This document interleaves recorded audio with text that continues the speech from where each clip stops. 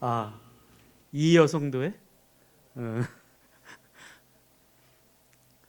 제가 이 남성도의 막내인데 저보다 다 누님들이시네.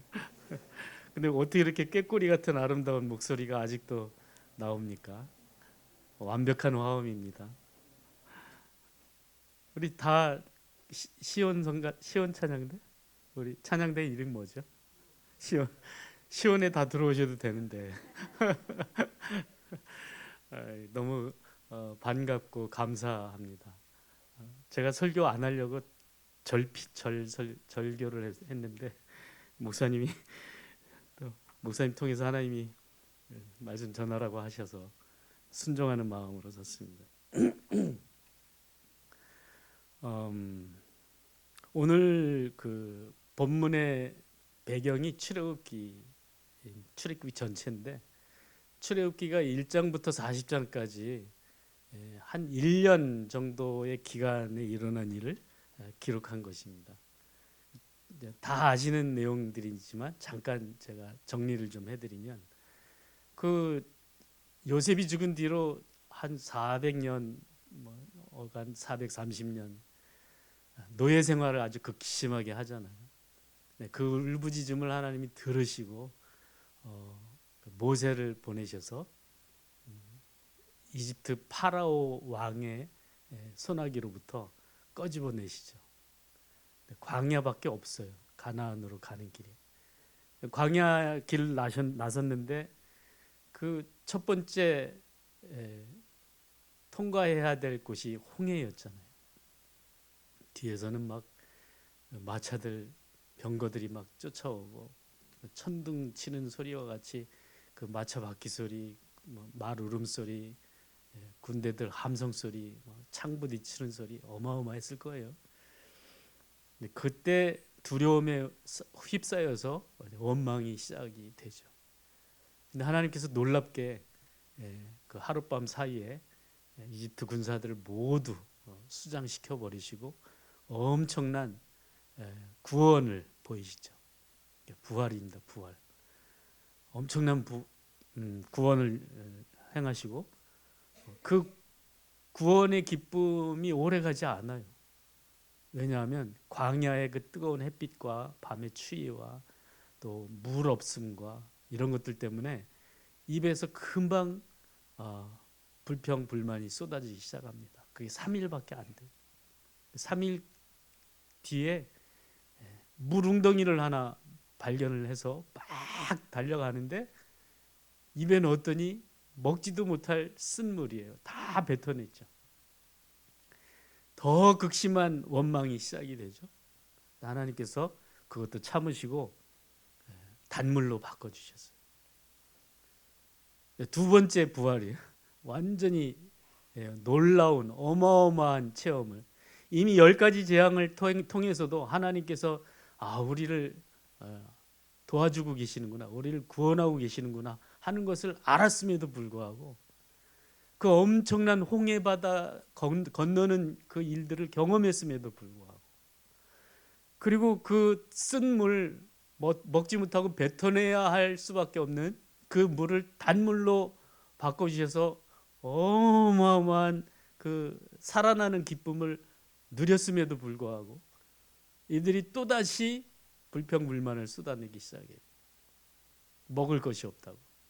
특히 고기를 못 먹은 지 오래되었다고. 하나님께서 만나와 메추라기를 보내시기 시작합니다.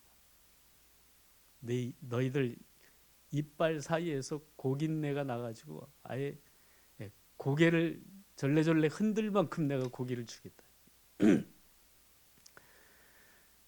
거기서 끝난 게 아닙니다.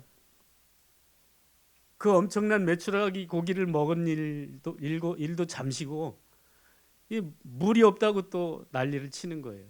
르비딤 반석에서 돌을 주님 베드로에게 반석을 치라고 명하셔서 거기서 폭포수와 같은 물이 쏟아지죠. 그게 마지막이 아니에요.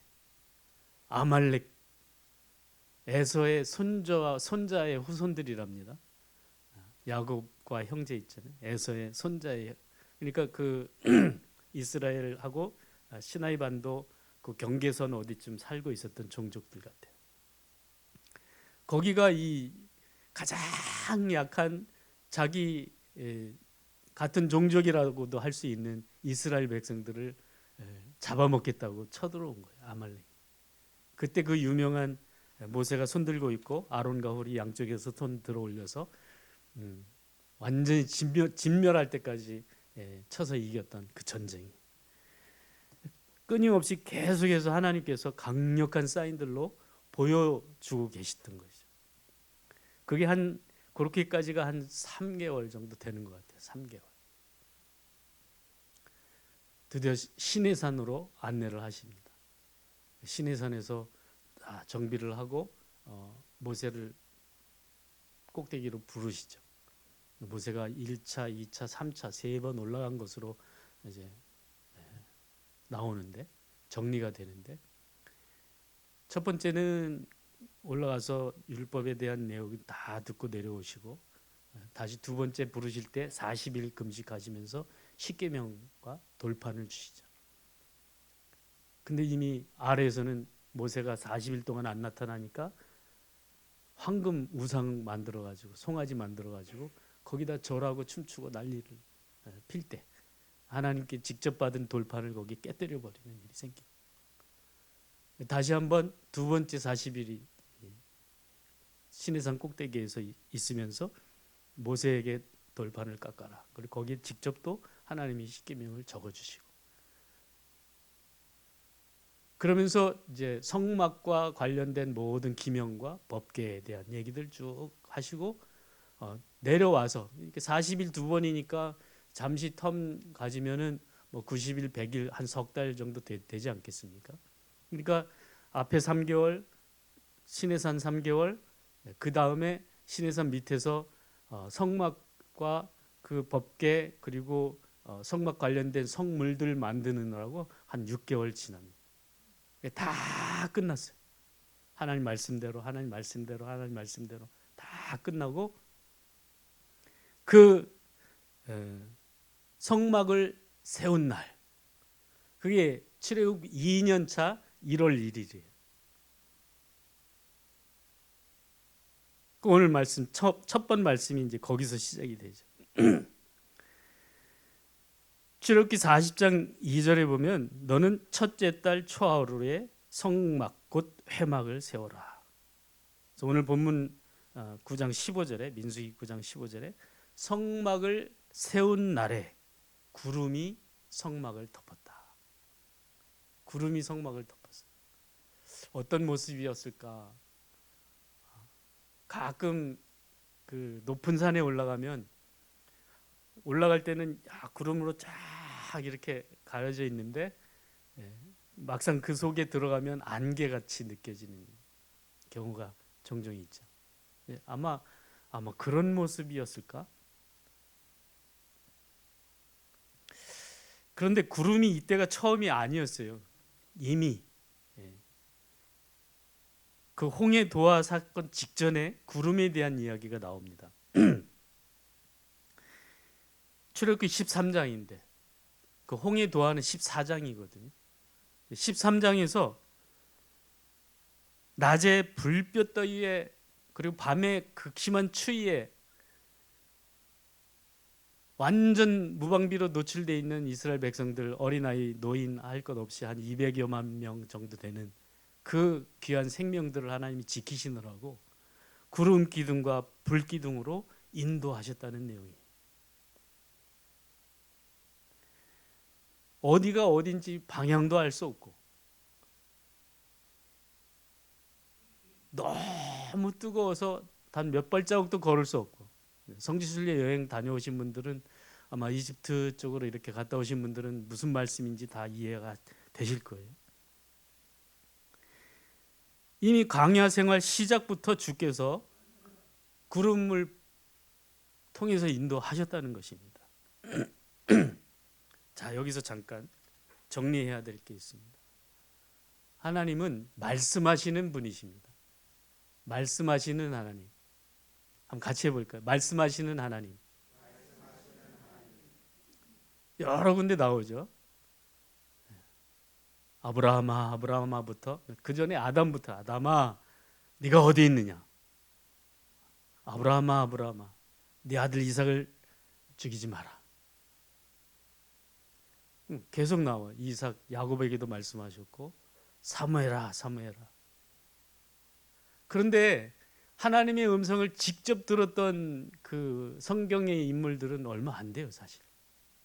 아주 특별한, 그리고 그 사람들의 인생에 매일 계속해서 말씀하셨던 게 아니에요. 일생에 한두 번 또는 몇 번. 다만 모세하고는 친구와 이야기함 같이 대면하여 말씀하셨다. 이런 말씀이 있죠. 그러니까 하나님 말씀하시는 분이신데 우리 귀에 이렇게 생생하게 들려주시는 그런 말씀을 하실 수도 있지만 그렇게 하지 않으신다는 거죠. 그러면 여러분들이 하나님 말씀, 하나님 음성 직접 못 들었다고 해서 절망하거나 낙심하실 이유가 전혀 없어요. 하나님은 여전히 말씀하시는 분이세요. 때로는 꿈속의 천사들을 통해서 또는 환상 중에 천사들을 통해서 간접 말씀을 하시는 경우도 있죠. 그 다음에 그냥 사인, 꿈속의 어떤 사인들을 통해서, 어떤 때는 글씨를 통해서, 어떤 때는 당나귀 입을 통해서라도 그렇게 하나님 계속 말씀하셔요. 어떤 때는 상황을 통해서. 에스더서에 보면은 그 상황을 통해서 하나님이 말씀하시는 일들을 너무 명확하게 잘 볼 수가 있어요. 요나서도 마찬가지죠. 하나님 여전히 지금도 말씀하고 계시는 분이십니다. 할렐루야.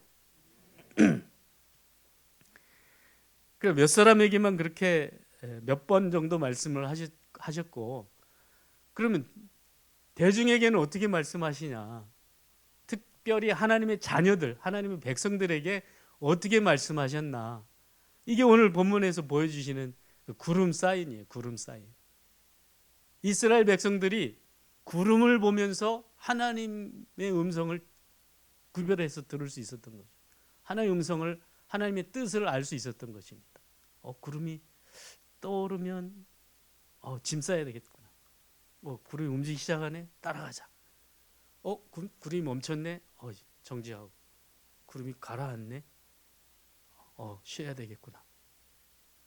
그런데 그게 어떤 정기적인 것도 아니고 오늘 쭉 말씀에 이제 다시 한번 읽어보시면 어떤 때는 저녁에 멈췄다가 그날 밤 지나고 아침에 떠올라서 하루 밤만 이렇게 잠시 머물게 하는 때도 있었어요.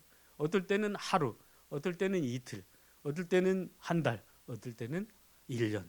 아마 1년도 더 갔을 때도 있었을 거예요. 아마 자주 이동은 아마 어려웠을 것 같습니다. 광야의 특성상 물이 있어야 하는데 그 물이 있는 곳에서 아마 장기간 머물지 않았을까. 제 추측입니다. 추측.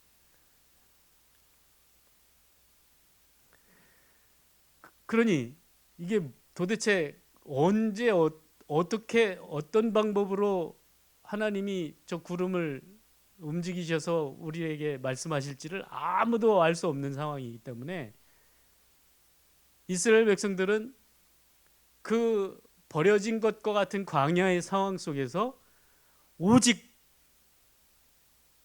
구름만 바라볼 뿐이죠. 붙잡을 수 있는 게 아무것도 없는 거예요. 하나님이 우리의 유일한 구원이시다. 하나님이 우리의 유일한 구원이시구나. 하나님이 우리와 함께 계신다. 저 구름을 통해서. 하나님께서 우리에게 구름으로 말씀하시는구나. 자, 그러면 저 구름만 쳐다봐야 되겠다. 이게 그들의 삶이었습니다. 안 그러면 죽는 거예요. 에이, 귀찮아. 에이, 내 마음대로 살 거야. 구름 없으면 나 못 사나? 나가면 죽는 거죠.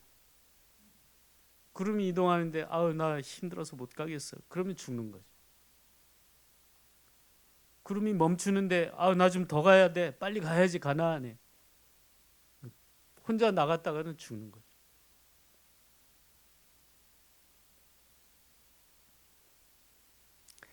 하나님의 명령에 따라 이스라엘 사람들이, 하나님의 백성들이 움직인 것입니다.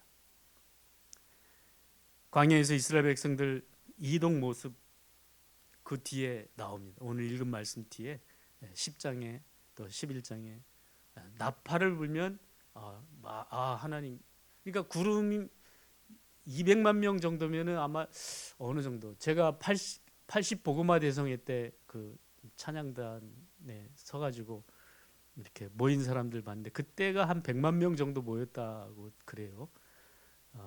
그 저쪽부터 이렇게까지 쫙, 지금은 이제 빌딩으로 가득 찼지만 그때는 벌판이었지 않습니까? 광장이었는데. 근데 그보다 200만 명이 텐트로 이렇게 넓게, 좀 그보다 훨씬 따닥따닥 붙어 앉는 것보다 훨씬 넓게 퍼진 상태니까 아마 여의도 전체 정도 최소한 되지는 않았을까? 여의도 전체. 그보다 더 넓은 공간이었지 않았을까? 그 정도 생각이 되는데, 거기서 성막을 가운데 두고 세 개 지파씩 동서남북으로 이렇게 진을 쳤거든요. 그리고 이제 나팔 소리, 제사장이 나팔을 불면 성막부터 이렇게 정리를 해가지고 성막이 제일 앞장서서 이렇게 갑니다. 여호수아가 이제 모세의 후계자로 되어서 이스라엘 백성들을 인도할 때는 하나님 특별히 성막을 한 2km 정도 앞에 서도록 그렇게 이제 말씀을 하십니다. 성막을 따라가도록. 자, 그러면은 이 진열부터 해가지고 이게 굉장히 쉬운 일이 아닌데, 멈추기 시작하면서부터 다 이렇게 진을 만들어서 정리할 때까지 몇 시간 걸리지 않았겠어요? 일어날 때도 마찬가지고. 자, 이런 상황에 제사장들이 나팔을 불기 시작하면 다 주섬주섬 짐 챙겨야 되고, 성막에 앞장서고 200만 명 가축들, 노인들, 아이들 전부 이동하는 일이 정말 상상도 못할 일이에요. 하룻밤 지나 아침에 하루나 이틀, 한 달이나 두 달, 1년, 그 일을 기약도 없이 40년이라고 정해진 것만이라도 알았더라면 그래, 소망이라도 가질 수 있지만, 그리고 2차 저차에서 정탐꾼 보냈다가 이렇게 망해가지고 그 이집트에서 20세 이상 된 남자들 탈출했던 사람들은 광야에서 또 다 죽잖아요. 그러니까 어린애들이 이제 커가지고 들어가는 건데, 이게 무슨 소망이라는 게 어떻게 가질 수 있습니까? 언제일지 아무도 모르는 상황에서 구름, 즉 하나님 말씀만 붙잡고 따라가고 있는 상황인 것입니다. 음성 듣는 일에, 하나님 음성 듣는 일에 집중하고 주목하고, 그러면서 움직이기 시작하면 일체 불평불만 할 수도 없는, 오직 감사, 인도해 주시는군, 오직 기쁨, 그 마음으로 따라갔던 것이에요. 여러분, 헌신이 뭡니까? 헌신. 한자풀이로 하면 아마 몸을 드린다, 그런 말 같아요. 몸을 드리는 게 헌신이다. 평생 헌신해 오셨어요, 우리 귀한 양실의 우리 성도님들. 참 존경스럽습니다. 로마서 12장 1절 2절 말씀에 이 세대를 본받지 말고 너희 몸을 하나님이 기뻐하시는 거룩한 산 제사로 드려라. 너희 몸을 제사로 드려라. 헌신이잖아요. 너희 몸을 거룩한 산 제사들. 거룩이라는 말은 구별되었다는 말인데, 구별되었다. 세상으로부터 구별된. 오늘 찬양, 아마 성경 말씀 묵상, 오늘 본문 말씀 묵상 많이 하신 것 같아요. 우리 찬양 인도자가 딱 제가 설교 더 이상 안 해도 될 만한 그런 멘트와 찬양을 해주셨어요. 하나님의 선하시고 기뻐하시고 온전한 뜻이 무엇인지 분별해서 세상과 구별되어진 삶을 살아가는 것, 그게 거룩이고 그게 헌신이라는 말입니다. 신명기 6장에서는 너희 마음을 다하고 뜻을 다하고 힘을 다해서 하나님 여호와를 사랑해라. 대강대강이 아니에요.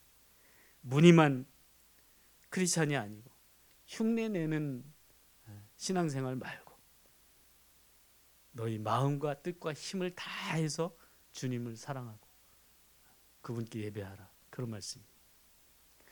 자, 그렇다면 온 마음을 다해서 온 마음 다해 사랑합니다.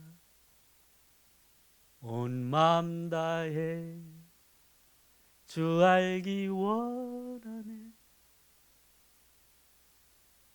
온 마음을 다하는 것, 주님께 집중하는 것, 그게 헌신이라면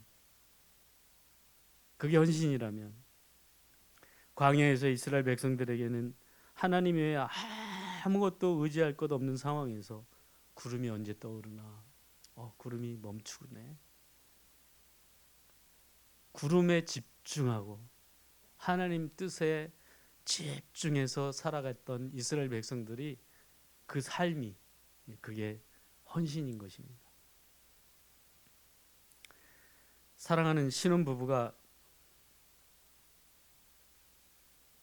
온통 서로에게 집중하잖아요. 출근하고 하루에도 몇 번씩 전화. 요즘은 그렇게 하는 것 같아요. 저희 때는 안 그랬지만, 저는 안 그랬지만 그렇게 하신 분들도 계실 줄 압니다.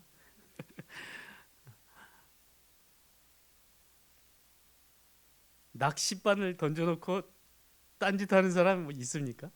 그 사람은 뭐 세월을 낚는지 모르겠지만 낚싯바늘 던져놓으면 그 낚싯찌만 바라보는 거예요. 저게 언제 움직이나. 집중하는 것입니다. 우리가 하나님께 집중하면 보입니다. 그리고 들립니다. 그리고 알게 됩니다. 하나님 뜻을 알게 돼요.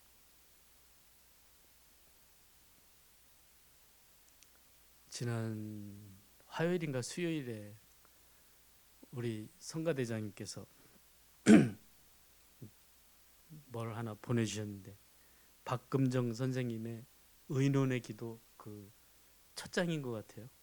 거기에 의논의 기도란 이렇게 해가지고 이렇게 쭉 거기 그 내용 쭉 읽어보니까 오늘 설교하려고 하는 제 말씀하고 완전히 똑같아. 완전 똑같아. 하나님께 맡깁니다. 하나님 감사합니다. 하나님 이렇게 해주시기를 하나님께 맡깁니다. 감사합니다. 더 이상 없는 거예요. 의심하고 뭐 불평하고 불만하고 이렇게 없는 거예요. 더 이상 없어요. 기도하고 올리고 하나님 맡기는데 뭐 하나님 해주실 건데 뭐 안 해주시더라도 이게 로마서 8장 28절 말씀이에요. 모든 것을 합력하여 선이 되게 하신 하나님. 내 기도한 대로 되지 않더라도 하나님은 여전히 일하시는 하나님. 그거 우리가 믿는 거 아닙니까? 내 욕심만 잔뜩 얘기하고 될 때까지 기도하고 다 빵점. 다 빵점. 의논하는 기도. 저보다 더 다들 잘 배우셔서 더 말씀 안 드려도 될 것 같아요. 사울 왕과 다윗 왕의 결정적인 차이는 바로 그것입니다. 사울 왕은 처음 왕 될 때쯤에 딱 한 번 물어봐요. 하나님께. 나머지는 지멋대로예요. 지멋대로 전부 다. 다윗 왕은 끝까지 하나님 어떻게 할까요? 하나님 어떻게 할까요? 쳐들어갈까요? 말까요? 계속 하나님께 여쭤보죠. 헌신이란 하나님께 집중하는 것입니다. 끝까지 천국 가는 그날까지 우리 주님께 집중합시다. 그리고 헌신이란 순종하는 거예요. 구름만 계속 보고 있다가 떠오른다? 오, 바로 순종해야지. 짐 싸기 시작하고 움직일 준비하고 여기 땅 하면 이제 가는 건데 즉시 하는 거. 즉시 기쁘게 온전하게. 즉시 기쁘게 온전하게.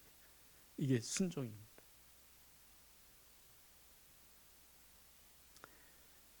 또 헌신이란 불평, 원망, 낙심, 조바심 이런 거 일체 없이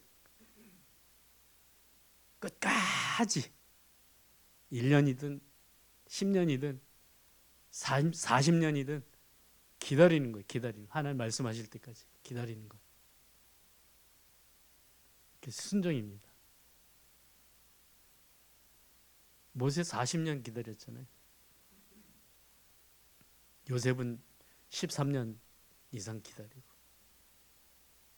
우리 주님도 뭐 30살 될 때까지 기다리신 거죠. 30년 기다리셨. 그 기다림에 대한 간증이 제가 참 많습니다. 지금 이제 시간 관계상 다 말씀 못 드리고, 궁금하시면 500원 내세요. 나중에 제가 기다리면서 바라보는 거예요. 주님만 끝까지 바라보고, 한숨도 가끔 나올 수 있어요. 답답하기도 하고, 이게 참, 이게 어떻게 하자는 건가. 그러나 반드시 하나님 말씀하셔요. 그리고 응답하십니다. 주님께 집중합시다. 온전히 기쁘게 즉시 순종하시기 바랍니다. 그리고 끝까지 기다립시다. 이 여성도의 헌신 예배를 빌어서 우리 모든 성도님들께 주님 앞에서 살아가는 이스라엘 백성들의 광야에서의 삶 살짝 엿보고 우리들의 이 땅에서의 삶을 그대로 한번 따라가면 좋겠다 하는 말씀을 나눴습니다. 기도하겠습니다. 하나님 아버지, 우리에게 말씀으로 함께 해주셔서 늘 감사합니다.